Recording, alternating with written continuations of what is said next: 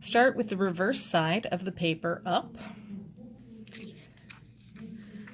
And the first thing you're going to do is make your base. Bring the edges of your paper together. It may help to use your fingertips to line it up. Lay it against the table and holding it steady, pull back towards the center and make a crease. And then work from the edges out.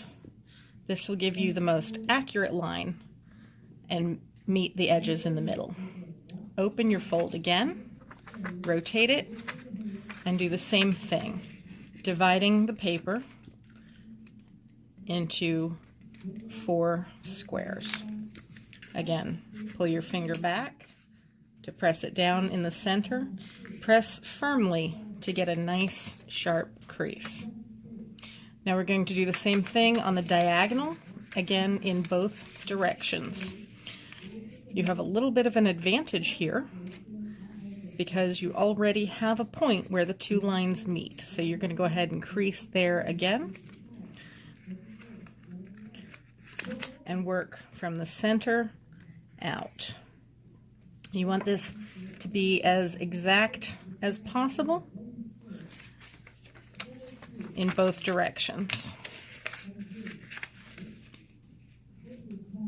Again, use your fingertips to make sure the edges of the paper are lined up. Pull back to the center and work from the center out. Now you have the lines for your base. I did that backwards. I should have done this line the other way around. But it's okay to make mistakes because it folds in the opposite direction as well. Now, put your finger on that point on the reverse side, push up, and it should practically collapse into the correct shape. Lay this flat on the table and go over your edges again and down the center to make sure all of your creases are very sharp. Your next step is going to be a little bit like folding sheets over to meet an edge here. You want to meet this center line with this edge. If it helps, you can go ahead and fold it in half to make sure you're at the edge. Again, use your fingers to make sure that lines up and pull back and go from the center out. Now you see this is like a little flap here. You're going to do that on the other side. Fold it to the center line. It's starting to get a little stiff as you get more layers of paper. That's okay. You can see sometimes it doesn't quite want to meet. Just kind of press from that center out. Okay. Now flip it over and repeat on the other side. Bring that into the center. So it's going to look a little bit like a kite now when you're done. And it's okay if the edge of the paper tries to fold up. Just unfold, smooth it out, and press it down. Now you have a line here that doesn't exist yet, but it comes along the top of this fold. So you want to fold this down and pinch it, turn it over and do it in the other direction. Right now we're making what is called a pre-fold crease. And then you unfold that.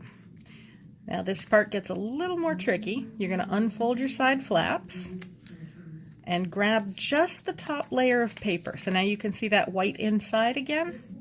And you're going to kind of turn this inside out.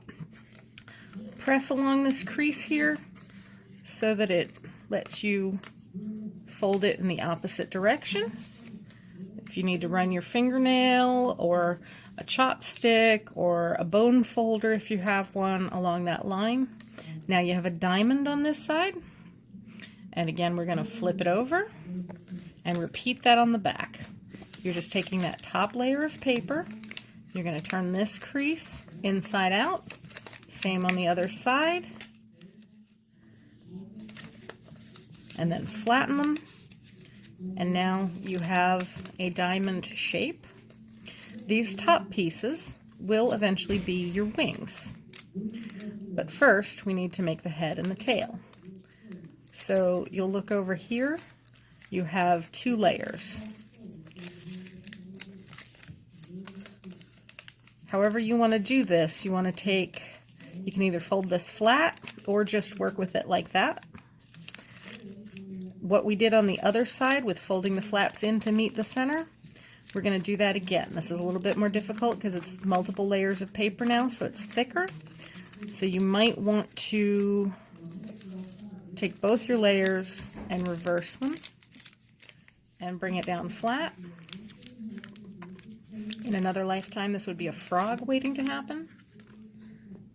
Fold it in to that center line. Start at the middle and press your creases out. You can turn the paper however you need to turn it to get the right angle. There's no bad way to do it. You've now made a narrower diamond on this side. You're going to flip it and repeat on the reverse.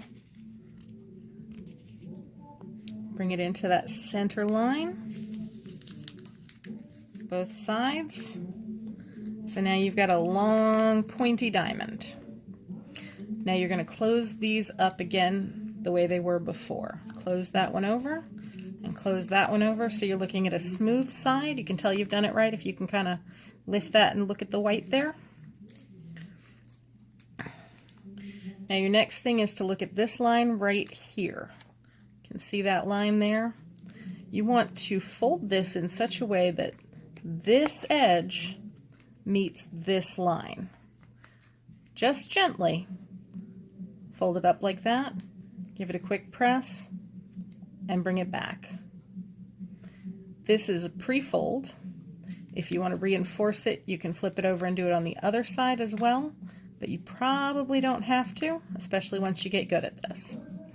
Now you have this crease going all the way through the middle. You're going to open that up and turn it inside out. And now you press that crease down really firmly. There's no bad angle.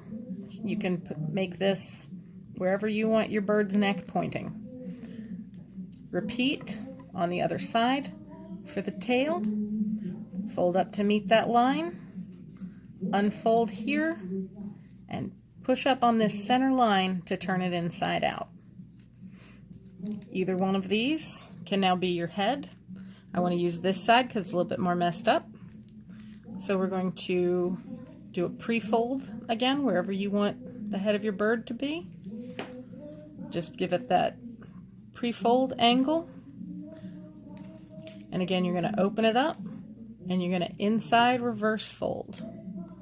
That means just pushing down that center seam so that it turns inside out. And now you can gently pull the wings, and now you have the back of your crane. If you're going to string them together for senbazuru, you're going to run your string through this center hole, and you're going to pierce the back of the bird to thread it up into the next one. And there's your crane.